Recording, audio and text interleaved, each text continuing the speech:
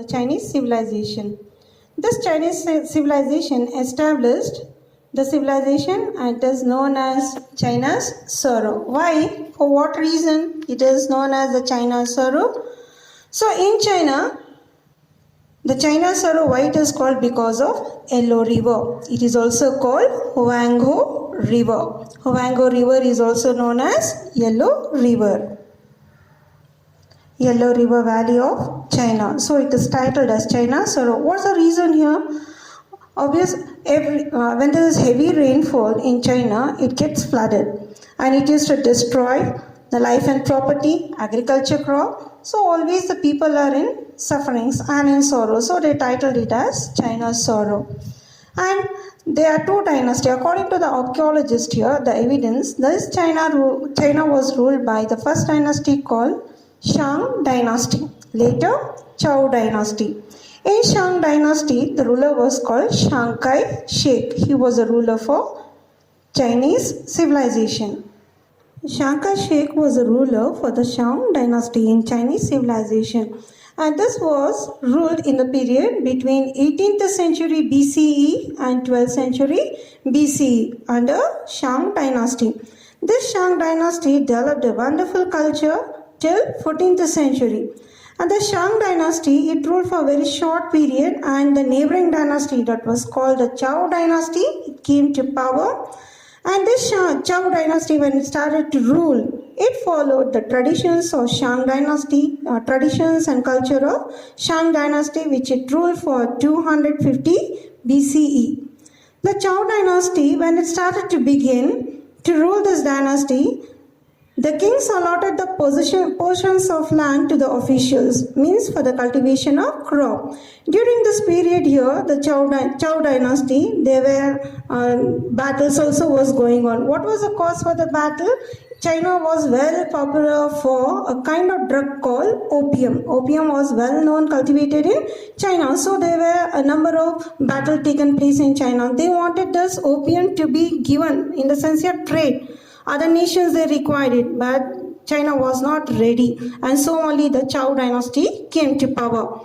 And this dynasty, when it started, and during the Zhou dynasty, social stratification. Again, here also classification of classes, in the sense here, upper class and lower classes, in the sense rich and poor. So they used to dominate the lower classes and they gave a high status only for upper classes here. And among them here, again, this majority, the people were peasants, in the sense a group of people, those are laborers and farmers. Majority of the people were peasants. And among this here, they made one more community group of people according to the level. They started a grouping. In the sense here, the merchant group separate and also the craftsmen people separate here. Merchants are nothing but the people who, the traders who sell the n number of goods in quantity. Different merchants are groups. The merchants are the people are traders who sell the goods in number, and craft people like pottery, weavers. So they are the two group community people separated during Zhou dynasty. And here, and among them there was one more lowest strata group, that is slaves. And among the slaves here, they rank the people, that is social hierarchy. A rank were given among the slaves here, those who do the good job. And the prisoners during the war, the prisoners, those who do the mischievous or those who do the wrong, those who disobey to the rules and regulations in the period of Zhou dynasty, they were the prisoners and they made them as slaves for the king. And China, it is well, so the prisoners of war were made the slaves by the kings. And China is very well popular for one more thing, that is called the Great Wall of China. So the Great Wall of China, this was built during the period of Zhou dynasty. Because why? I said China is known as the sorrow, China's sorrow, that is to the Yellow River. So to avoid this one, they constructed a great wall, that is one of the wonders of the world. The construction of the Great Wall of China, in which century it started? It started in 7th century BC and it continued till 16th century here.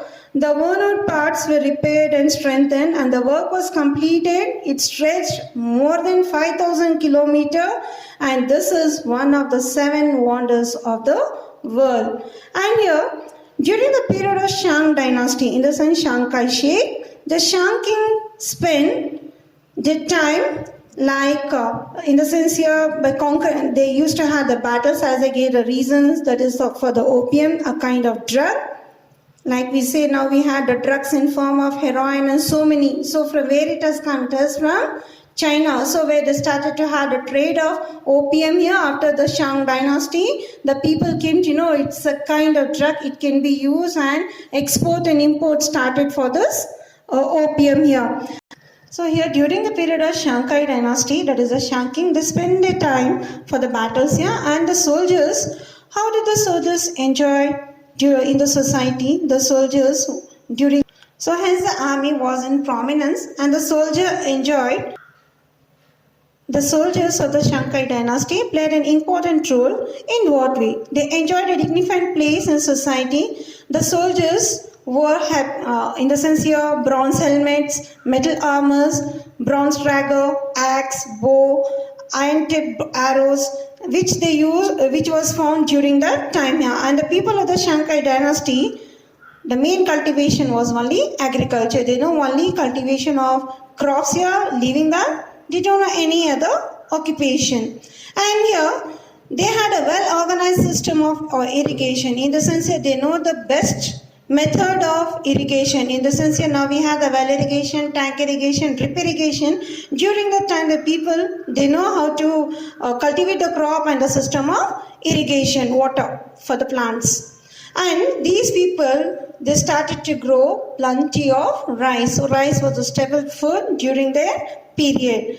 Now what type of dress codings of this Chinese people? These Chinese people wear thin cotton dresses and they use silk. So China is the first place where to find this mulberry, in the sense here silk. And they engaged in silkworm rearing, silk manufacturing, and in the sense here industry, silk industry. The Chinas were excellent making in pots, and they had learned the various objects of porcelain. The Chinese people, they learned the various objects from porcelain, that is metal glassware. So here, the custom of the Chinese people, they worship their ancestors. In the sense, they believe in ancestors here. And here, they believe that a dead man became a spirit, and that was a special power. They believe, like as we have learned in the Chinese Egyptian dynasty civilization about Osiris, life after death. So here, these people follow the ancestral system here. The dead man had a spirit and special power. And here, this in Chinese system, they had a special method, not like Egyptian method here. The dead body was buried along with various wooden articles they followed, but they were not constructing the pyramids. They bury the body, and what all the things the person was using, they used to place surround him, like wooden articles, pots, bronze vessels, objects, all these things, and they used to construct a tomb of kings. But for during the period of Chinese civilization, after a person died, special importance was given for kings here. What all the things, articles he was using during his period, that all was placed after his death. And the Chinese tradition of writing began in form of pictures and got transformed into ideographic script.